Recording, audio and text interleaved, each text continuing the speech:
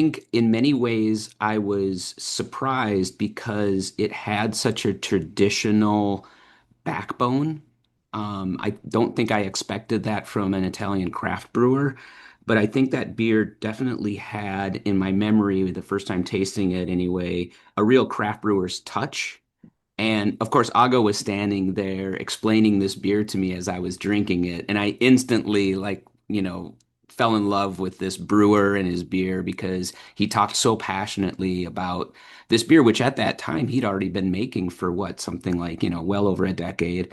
Um, and, he was very passionate about it. He talked about how its roots were in actually Northern Pilsner. He really loved that style, these bitter pills, these clean pills, but he just never got enough hop aroma in it. And so, of course, that led to this notion that he was using some dry hopping. That's Matt Brynildson talking about a certain Italian pilsner and the subject of today's episode of One Iconic Beer.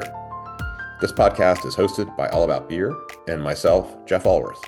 I'm a writer and the author of books like The Beer Bible, and All About Beer is the most comprehensive beer site in the world. Go to allaboutbeer.com to find more podcasts, news, and a trove of insight and opinion. But first, a word about the important partners who make this podcast possible. All right, brewers, quick question. Have you ever brewed the same beer twice and somehow got two different results? Your haze drops out, sulfur pops up, and that quick lager isn't quick anymore. That's where Escarpment Labs comes in. They've seen this firsthand at top breweries across Canada and the United States. Escarpment helps you choose the right yeast. They help you dial in your process so your beer stays consistent, batch after batch. Escarpment yeast now ships in the United States with priority alert shipping.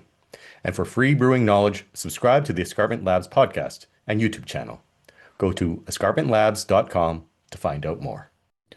Walk into a taproom today and you might see Italian Pilsner listed on the menu. Have you ever wondered where Italian Pilsners came from? Surely this isn't a reference to Peroni or Moretti, those old 19th century Italian mass market lagers.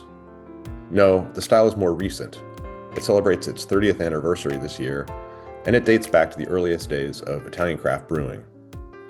In a small village 10 miles south of Como, Italy, Agostino Arioli established Birrificio Italiano. It was the first Italian craft brewery, beating Baladin by about 3 months.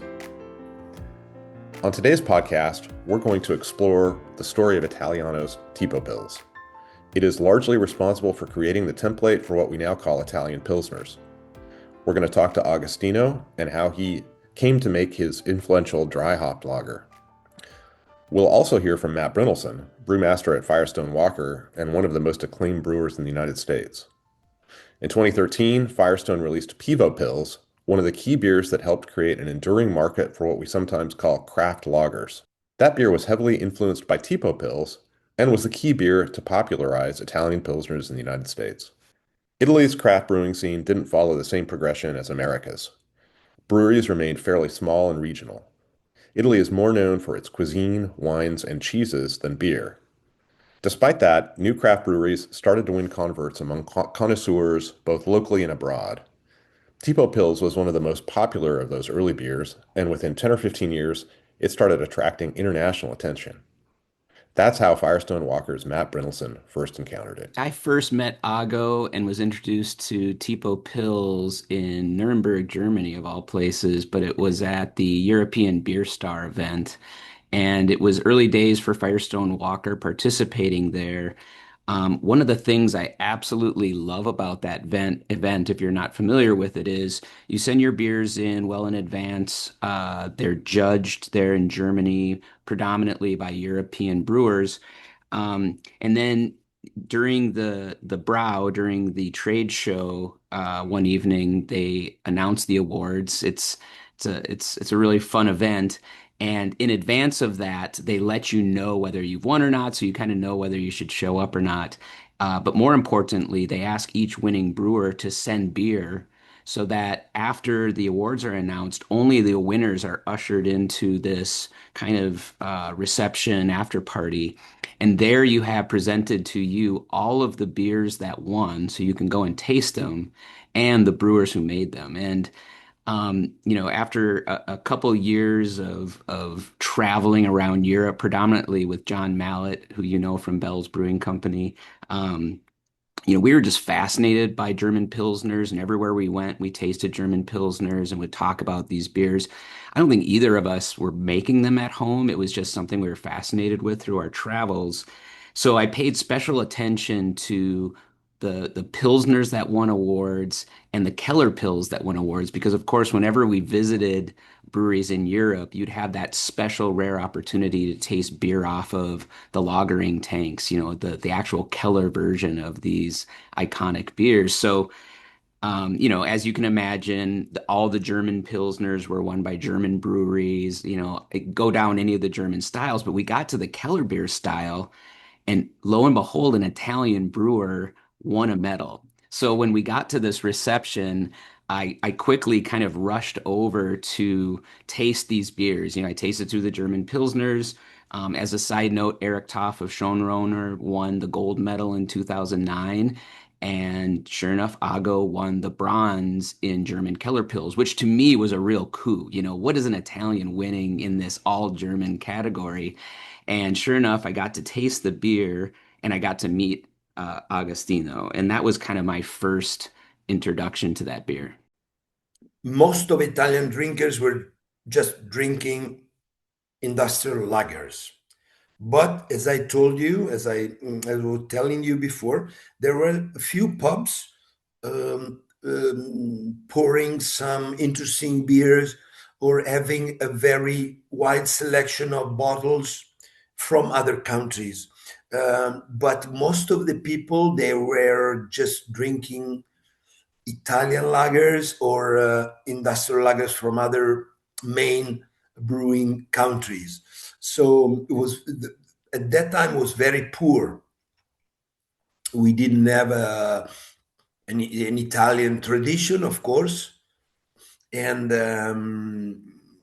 people knew very little about the potential of the beer. It was just a cold and fizzy yellow liquid, for the summertime. So I didn't look for a special. I didn't look when I was designing Tipopils. I wasn't looking to let's say fulfill the market requirements. I was just and simply trying to brew something similar to my favorite beer that at the time wasn't available in Italy, and I'm talking about the Jeverpils. Because the first time I tried the Jeverpils in Germany, for me was really kind of an enlightenment. And I still say that I love hops more than beer. So I'm a hop lover more than a beer lover. And so Jever for me was something super exciting.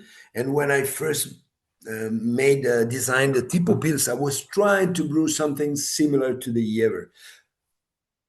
You probably know, you are perfectly clear that Tipopils and Jever are completely different.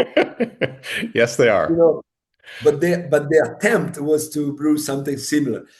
I was not kind of self-confident, and that's why I call this beer Tipopils, because Tipopils means a kind of a pils. So please don't bother me if it's not a real pils, because I know that I'm brewing something close, but not really like that. And then the beer. Then I was brewing during the day, pouring the beer during the night, tasting a lot of it, and the beer itself took over me. I was not leading anymore. The beer was teaching me and was kind of suggesting me some possibilities, and I was following the beer more than the beer followed me. You know what I mean? It's you drink it, and you drink it every day, and you're brewing it, and then you, at a certain point, you start thinking, wait, Well, this is probably different, but it's interesting. So let's go this direction. Like so many of the pioneering craft brewers, Agostino Arioli followed a zigzagging path on his way to founding Italiano. I asked him how he got started. My background about other countries' beer tradition comes from my thirst. So I was used since I was pretty young. I shouldn't probably even say the right age because it was illegal, I think.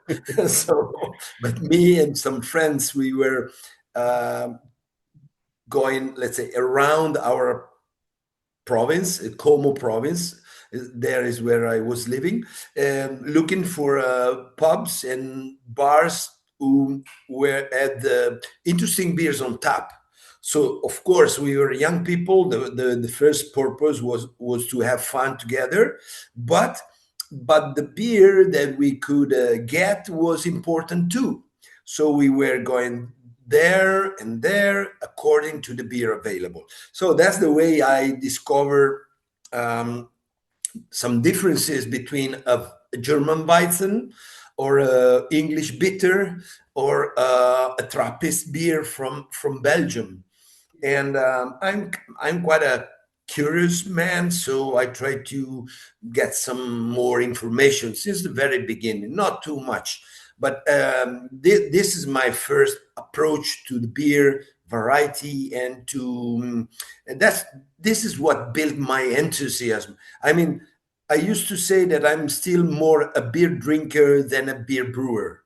My approach to the beers, even the way I brew them, is the one of the drinker. So I'm always looking for balance, drinkability, and recognizability of my brands. So because I'm always thinking about Agostino going into a pub asking for his beer, and he wants to have the same or pretty much the same experience every time. Then, of course, I have been studying at the university, and I did my final work thesis at the university about colloidal beer stability. So I did some forced aging tests followed by tastings, and this was very important for my background. And then I worked for 1 year in the quality control in a beer industry, and that one also because I was also in the tasting panel, so that was a really formative and very fundamental experience for me. This is the very primary basic background. Then in 1985 I started to homebrew. So I pretended to produce my own malt in my mother's kitchen. I was 20 years old, and I was using baking, not baking, bread yeast, and I found some very stale and very bad smelling hop. Uh-huh. And so I brewed my first beers for my first attempt. A disaster, complete disaster. So I had to dump the beers. And then I found a friend of mine who joined me in brewing. And very important thing, I met a brewmaster, an Italian guy who studied in Germany and was working for the beer industry in Italy, and he is kind of my mentor because he gave me a lot of tips and advices, but also he helped me to get some real raw materials, so real malt and fresh yeast from the brewery where he was working, and some good hops. So finally, I had the chance to brew my own beer. On the other side, my father was working in a lab, so he was able to keep my yeast at minus 85 Celsius for the next brew, and so he was helping me a lot too. and it all started like this. So I've been home brewing for 10 years, in a strange way, because I was a kind of a crazy um, uh, paranoid home brewer, because for 10 years I almost brewed the same beer, because I decided that trying to brew the same beer was helping me to focus on the details, of my equipment and of what was going on with the fermentation, with the saturation, with bitterness and stuff. So I was writing down everything, and I always tried to brew the same beer. And so and then I studied how to establish a new company, and I put it together other friends and my brother first of all, and we founded our company in late 1994, December 23rd. And then we searched the right location, facility. We did the renovation works in our facility, and then finally we opened our place to the public, to the people, on the 3rd of April 1996. This is briefly my background. I also did some stage in small craft breweries in Germany. Yeah, talk about your experience. I know you traveled some, so Germany, but also I think did you go to Britain and maybe somewhere in North America? Is that true? Yes. Well, the first idea of opening my own brew pub comes from Vancouver. So I was traveling in Canada, and I stepped into the Granville Island Brewery, and at that time it was probably one of the first in the country, in Canada. And wow, that was a blast in my mind. I want to do this. I want to do the same thing in Italy. And more or less in the same years, I also saw some example of Gasthausbrauerei, that's the way to say brew pubs, in Germany. A new way brew pubs. And and there I decide my future life. And I had my project in my hand, and yeah. The beers we have come to call Italian pilsners are characterized by dry hopping. That's the process of steeping hops in finished beer to infuse it with more intense aromas. Americans would go on to make it a signature of their own brewing process, but it was less common in 1997, and it wasn't a source of inspiration at Italiano. Instead, Arioli got the idea from the country that taught Americans to dry hop. Well, the story is about the dry hopping of the Tipopils is that the same summer, when I started Birrificio Italiano, I was traveling to England.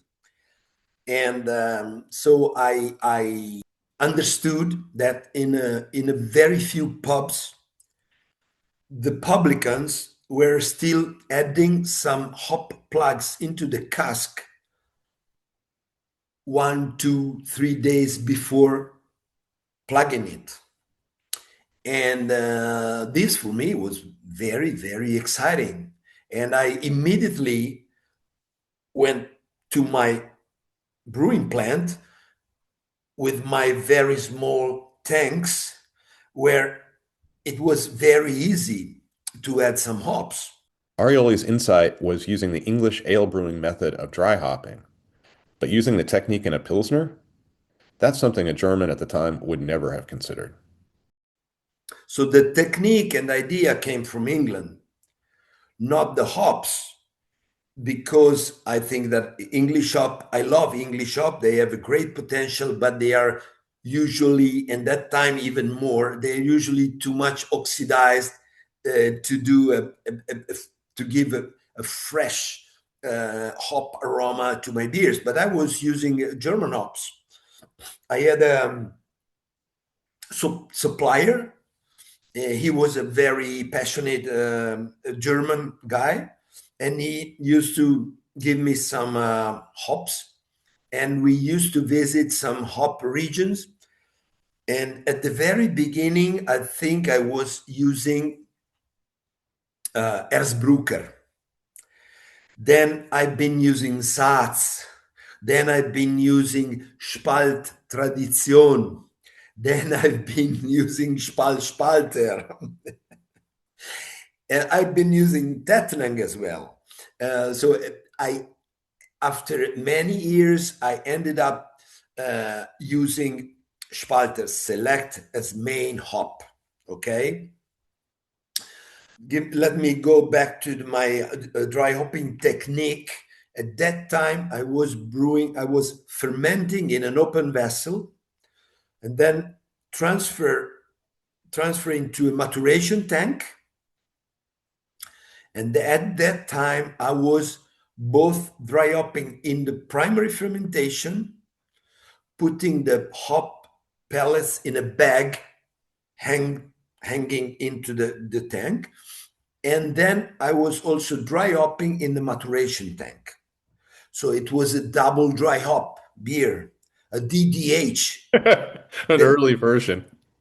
No, that makes me laugh a lot too, because when the kind of the trend of the DDH beers started a few years ago, it took a while for me to understand that DDH stands for double dry hop, and then I went back to my first years and I thought, gosh, the Tipopils was a DDH in 1996.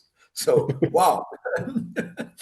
And after a few years, when we moved to the new facility and the tank got bigger, I stopped to do the double dry hopping, and I start to do only one in the cold stage of the beer. So in the maturation tank. To be honest, I don't even do any transfer anymore. So it's a super 100% unitank system.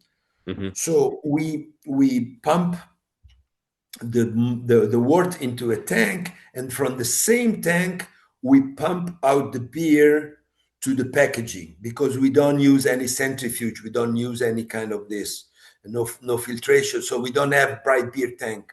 So it's a very strict unitank system. As Italian pilsners came to the United States, I think brewers here, because they use dry hopping so much, thought they understood what a dry hopped lager would look like. But I don't think you make Tipopils the same way Americans make IPAs. Would you talk a little bit about the differences in the way you approach Tipopils, a pilsner, a sessionable pilsner, and what you're shooting for in that flavor profile, and how that affects the way you dry hop it? I would say that the first thing I'm looking for is a very fresh hop aroma, very fragrant and fresh. And so I don't want it to be too strong, not overwhelming. That's why in that beer I really love the traditional German hops, because they may display a little bit of fruitiness, kind of citrusy notes, but very, very gentle. And then there is usually a very sharp herbal character, green character, maybe a little bit of spiciness, but they are quite subtle.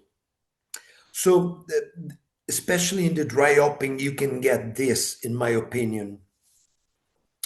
And so in the years, I tried to find the right ways to express this potential. But sometimes I changed the hops or added new hops in order to do this. Because sometimes even my own taste change. So I'm trying to follow my taste. Okay. By the way, the key word I think is freshness, fragrancy. Americans did begin to dry hop their hoppy ales, a practice that picked up steam in the 2000s and became almost mandatory by the mid 2010s. But Americans tended to use the process to make their lagers more IPA-like. Matt Brynildson was one of the first breweries who mostly resisted the urge when he made one of the first American Italian pilsners. He credits Arioli. I've gone on record many times saying that a Pivo probably wouldn't have been born if it hadn't been for that experience, back in 2009. And again, I'll go one in 2010. So I had another opportunity to kind of see him take the podium, along with other Italian brewers, by the way. I don't know if you've gotten into this, but he's somewhat the godfather of craft brewing in Italy, and especially of lager brewing amongst craft brewers. I think Giovanni of Del Ducato would tell you the same thing. And he went on to win gold medals in Keller Pils at the European Beer Star. Um, but anyway, if you talk about this, this goes all the way back to 1997 for me, which oddly is around the time Tipopils was born as well. Um, Little known fact, maybe, or a forgotten fact, that Goose Island Beer Company, the brewery that I worked for back then, purchased Baderbrow brand back in 1997 that was originally started by Ken Pavicevic. And that beer was actually a Bohemian style pils, so thus it had a lot of Saaz hop character in it. But when we purchased that brand, I was told that I needed to replicate that beer as best as I possibly could. Long story short, after many trials and trying to get that beer where it needed to be, we decided to make the bold move to dry hop it with Saaz to get it to the hop intensity that we recalled that beer having when it was in the market in Chicago. Now, that was a pretty crazy move back then because, Goose Island IPA had just been born. We just started dry hopping beers. So, the team and I, Jim Seebeck was on that team. We made that bold decision to dry hop that beer. And sure enough, in 1998, in its first competition, it took the silver medal in Bohemian Pils at the Great American Beer Festival. So we thought we were onto something. Roll the clocks forward to Pivo being born. I had that kind of in my memory bank, right? That kind of trick to get that hop character forward. But most certainly, Agos beer, Tipopils was the influencer that triggered the response to go back home and start creating Pivo. I think many trips to Germany, we tasted a lot of Pilsner beers and a lot of Helles and just dreamed of making those beers back in our breweries. But it wasn't until I had Tipo that I really was like, I got to go home and make this beer. This question is not on the list, so I'm just going to throw it at you, and I hope that's all right.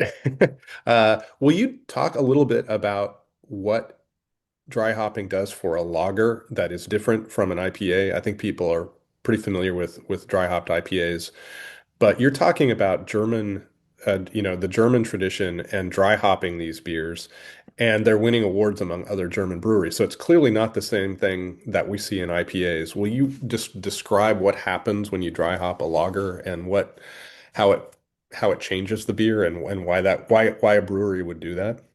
Yeah, I mean, I think you have to think in terms of subtle amounts of dry hop. And, I think the idea there, and Ago, I think would say the same thing, is you're trying to push the hop aroma and flavor up just enough that it's a little bit more than you get on the hot side or even late hopping on the hot side. But you don't really want the beer to have a distinctive dry hop character like an IPA. In fact, I think that's when the style goes a little off its rails, is when it's obviously dry hop. And I sometimes get a little upset when those beers win awards because I really think that the spirit of this style is simply trying to get those traditional hop characters from more traditional German aroma hops just elevated ever so much that yes, it's distinctly different than any other Pils or lager that you drink, but still would be recognized within the context of traditional Pilsner beers. That was the other thing about Ago. He's so open with the process and, quite proud of it and willing to talk about this point of differentiation, which all things considered is a very impactful yet pretty simple step. And So, I think it was very simple. I mean, he was very open with his recipe, which wasn't that so dissimilar from other traditional Pilsner recipes, with the exception of this dry hop step. And I'm sure, I don't remember, in verbatim, but I mean, I'm sure he was very like firm with the fact that it shouldn't be over the top. It needs to be in balance and it needs to be beautiful and it needs to play well within the beer. I can almost hear his accent when I'm thinking about this right now. One of the hallmarks of iconic beers is change. It will be a recurring theme in this series as we learn how brewers slowly tweak and evolve their beers. They do it because they want to improve flavor, sometimes at a level customers won't even detect, but also to keep up with trends as consumers' preferences change. I was curious how Tipopils had evolved. Arioli picks up from there. For example, 2 years ago, we changed our hop gun, the machinery that we used to do the dry hopping. And so we had to achieve a new balance. Okay. I think we did it the right way, and we are back to the pills, the tipo pills as it used to be, but at the same time is slightly different. So it's a little bit more on the herbal and fruity side than on the resinous character of these hops, for example. Are things that I can pick, but probably very few consumers can pick it. But I know it. But it's okay. But it's okay because what we follow is basically our taste. We have a team of 4 people, up to 6, doing tasting every day in the brew house, and we are tasting every beer that it's about to be packed, and then we taste beer that have been on the shelves for different amount of time, and so we know these beers, and we decide when it's good and when it's not, when we like it and when we don't. So we don't follow our own specification, because we have specification, of course, as we follow our taste. And our taste is changing. Mhm. It's changing because of the age, because of the mind, because of the beer that we are drinking all around the world. So the beers is evolving every year. Then sometimes we have to change the beers according to the hop harvest or to the malt available. Um, so, for example, we have 2 base malts for the Tipopils. They are supposed to be 50-50, but sometimes we change the ratio according to the changing of the specification of the malts, the analytics of the malts. And so of course the beer can change a little bit. We try to always keep the tipo pills experience granted for our consumers, but it's changing a little bit. When you were going through those different hops, why were you making a decision to change the hop, and how do you feel about the one you've landed on? It's Spalter Select. Is that what you use now? Spalter Select and Saphir are the Yeah. main. Okay. The main one is Spalter Select, but there's a little bit of Saphir. It's more kind of a modern touch and gives a little bit more fruitiness, maybe. Okay, so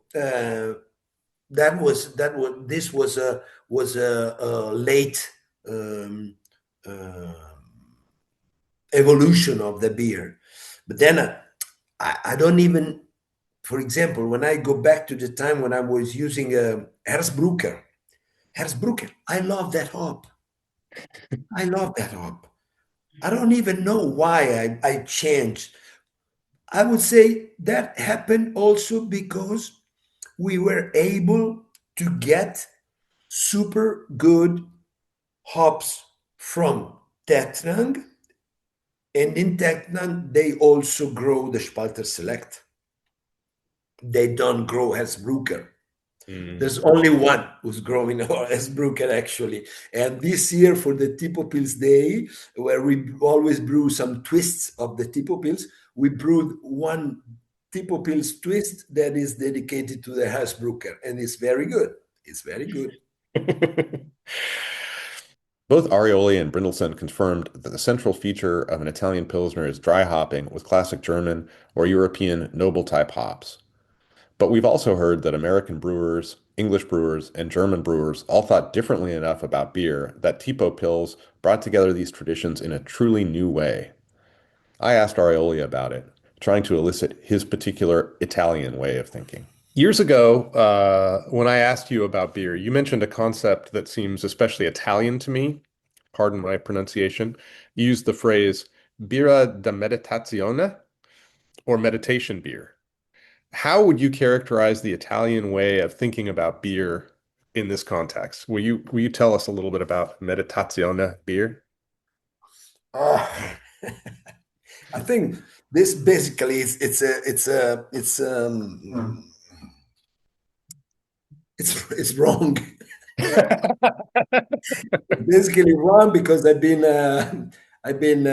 meditating in some Buddhist centers, and they've been doing vipassana for quite a long time. And our concept of birre da meditazione is completely different. Birra da meditazione means that you sit down on your sofa with a beer that it's more to be smelled and slowly enjoyed than to be drank like at the pub.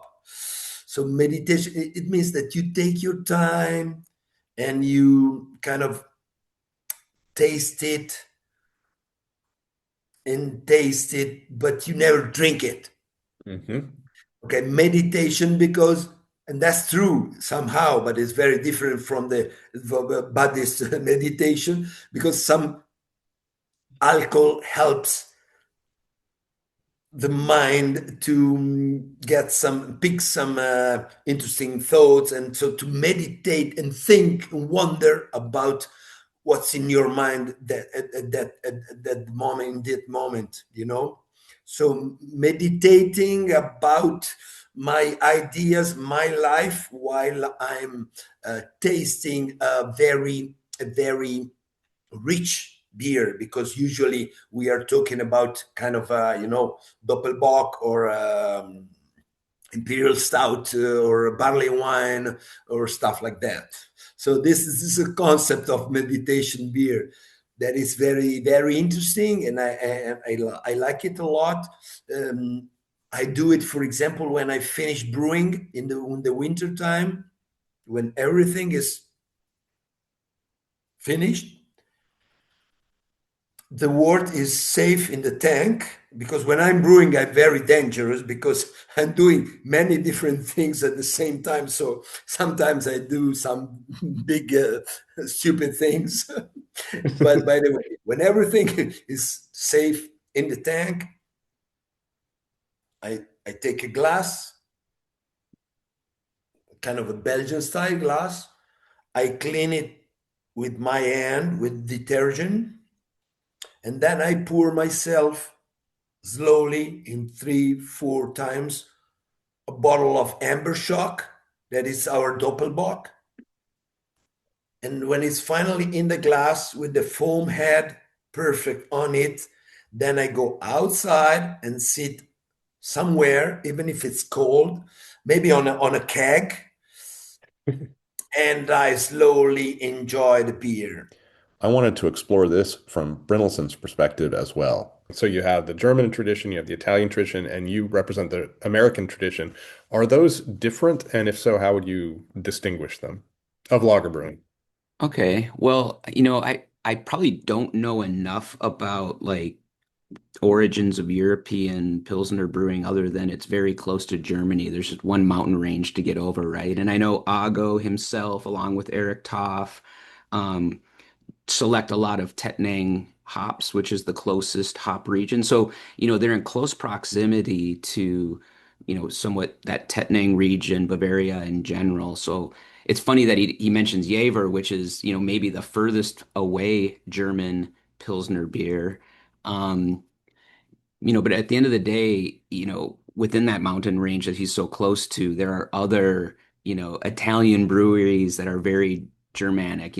Forst is one that I think of that just has a beautiful, lager brewing tradition as well. So, I don't, all I can say is that myself as a US craft brewer that's been in the biz for now 30 years, every trip to Europe, I'd come home just inspired by what they were doing. So I don't know that there's an American craft tradition other than that we looked overseas for all this inspiration and how cool it was to meet an Italian brewer who'd been so heavily influenced by German brewing and brought it into his craft brewery and created this iconic beer. So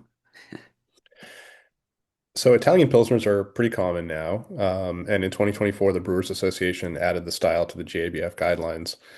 But I think even today, American brewers haven't tasted originals like the Tipopils or Ducato's Via Emilia.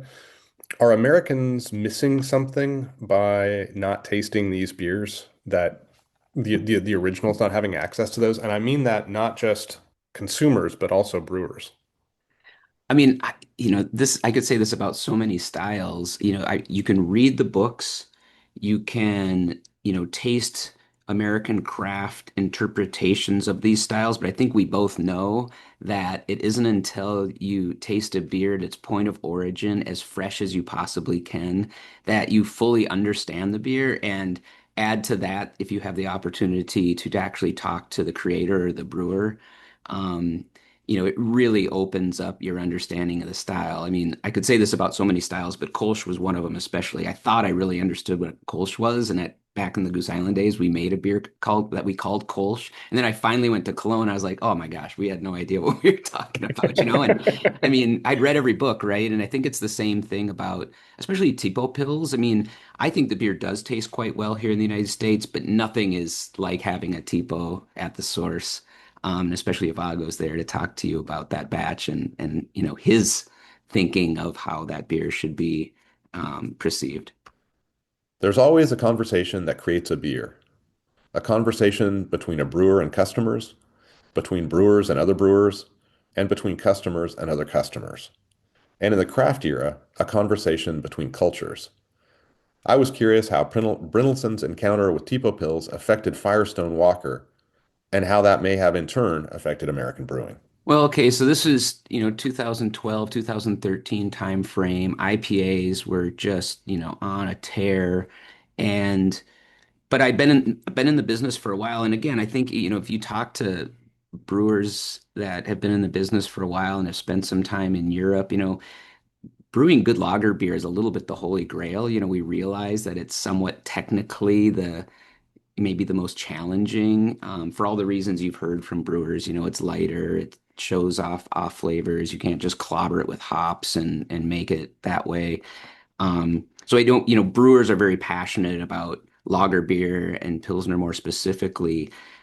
But in terms of being able to sell them, I think that's always a little bit tricky, especially in a country that the words lager and Pilsner, are your dad's beer and your grandpa's beer, and it evokes this concept of, light lager and all these types of things. But I think in that time and place, we actually had been making Firestone Lager, which was more of a Munich Helles, but it was pretty low on the totem pole in terms of sales outside of our brewery. It was quite popular in our tap rooms, but not a real big mover out on the street. And Pivo, of course, you take advantage. We called it Pivo Hoppy Pills. We actually pushed the idea that it was dry hop, that it was European inspired with this California twist. And we kind of promoted it based on the fact that this is more craft. I think that was something that David Walker always pushed hard on us from day one was that if we were going to do new releases, they couldn't just be a boilerplate version of whatever that style was traditionally. You needed to throw some twist at it. And so dry hopping was definitely our way of kind of, punching it up to kind of being a craft beer. Um, And at that time, I said over and over, every time I went to a better beer bar, I was having the same experience where there would just be this plethora of hop bombs, pale ales, IPAs, and double IPAs, and you'd be lucky if there was one handle dedicated to a sessionable lager beer. And I preached to every one of those owners. I was like, you need to have a good Pilsner beer in any well-rounded portfolio or any craft beer bar lineup. So it just seemed like it was meant to be. Yeah, I think we now when you walk into a bar, you might see a French Pilsner or a Polish Pilsner, so a Canadian Pilsner or Canadian lager. So we are seeing breweries experimenting with the expressions of other countries, and it seems like that started with the Italian Pils as a way of thinking a little bit outside the Pilsner box. Yeah, and I mean, and how fun is that for consumers too to learn a little bit about why does that make that a Polish Pilsner? Why does it make that a French, lager beer of some sort? And learning a little bit more about the raw materials, the hops that come from those regions, the brewing traditions. So yeah, and Ago really carved out a cool niche with Tipo and put a stamp on it that we call now Italian Pils. And how did Arioli see his own role in brewing history?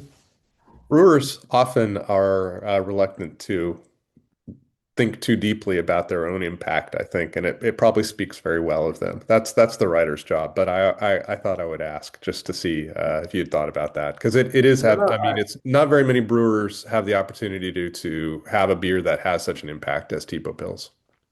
of course, I'm super happy about this because it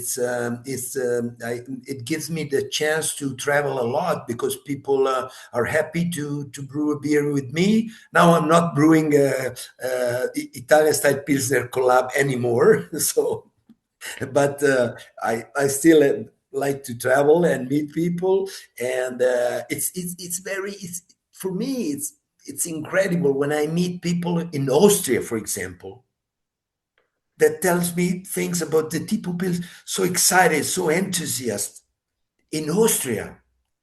So I can't believe it. I'm so happy when I hear these people like this. It's very nice. It's very nice, definitely. Uh, on the other hand, there's something else that I should probably say about the Tipo Pils being the mother of a sub style. I want to say that this caused me a kind of a hitching because Tipo Pils was born as was the result of free and open-minded research, and so now it turns into a style. So it's I'm still a big researcher, so I have a very difficult relationship with the styles. So being the one who invented one, mm, sometimes it's kind of embarrassing for me, but it's okay. So when people ask me about how should a real Italian style Pilsner be, and I say basically if it's a lager is dry hopped and it's pale within 4.5 to 5.5, that could be an Italian style pilsner. So brew it your own way because it's because we are all looking for is balance and drinkability. So there are many ways to achieve this. And Matthew Brynildson told us about this when he brewed the Pivo Pils. That is different. Is definitely inspired by the Tipopils, but it's definitely different from the Tipopils. And this is really amazing. My thanks to Agostino Arioli and Matt Brynildson for joining us to tell this story. This show is produced by All About Beer and was edited by John Hall.